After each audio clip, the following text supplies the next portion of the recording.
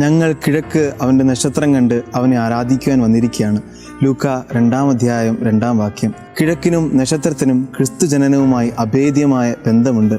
അനാറ്റോളെ എന്ന ഗ്രീക്ക് പദം ഉപയോഗിച്ചിരിക്കുന്ന കിഴക്കിന് സൂര്യൻ, സൂര്യോദയം, പ്രഭാതം, ഉയർച്ച എന്നിങ്ങനെയുള്ള വാക്കുകളുമായി ബന്ധമുണ്ട്. ദൈവത്തിൻ്റെ മഹത്വം കിഴക്കു നിന്ന് വരുന്നതായി ബൈബിളിൽ പ്രതിപാദിക്കുന്നുണ്ട്.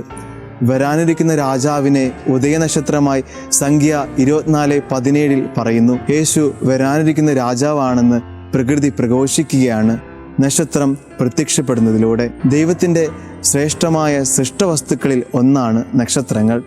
ദൈവം തന്നെ ഭൂമിയിലേക്ക് വരുമ്പോൾ ഈ ശ്രേഷ്ഠമായ സൃഷ്ടിയുടെ അകമ്പടി ഉണ്ടാകേണ്ടത് ഉചിതമാണ്. നക്ഷത്രം ദൈവത്തിൻ്റെ സൃഷ്ടിയാണ്. സങ്കീർത്തനം 143:3 കാണുന്നത് പോലെ നക്ഷത്രം ദൈവത്തെ സ്തുതിച്ചുകൊണ്ട് നിൽക്കുമ്പോൾ നക്ഷത്രം ദൈവത്തിൻ്റെ സൃഷ്ടിയാണെന്നും ദൈവമാണ് എല്ലാറ്റിൻ്റെയും ഉടയവൻ എന്നുമുള്ള സന്ദേശം നൽകുന്നു. വിഗ്രഹാരാധന ഉപേക്ഷിച്ച് പ്രകൃതി ശക്തികൾ പോലും സ്തുതിക്കുന്ന ദൈവത്തിലേക്ക് തിരിയാനുള്ള ആഹ്വാനമാണിത്.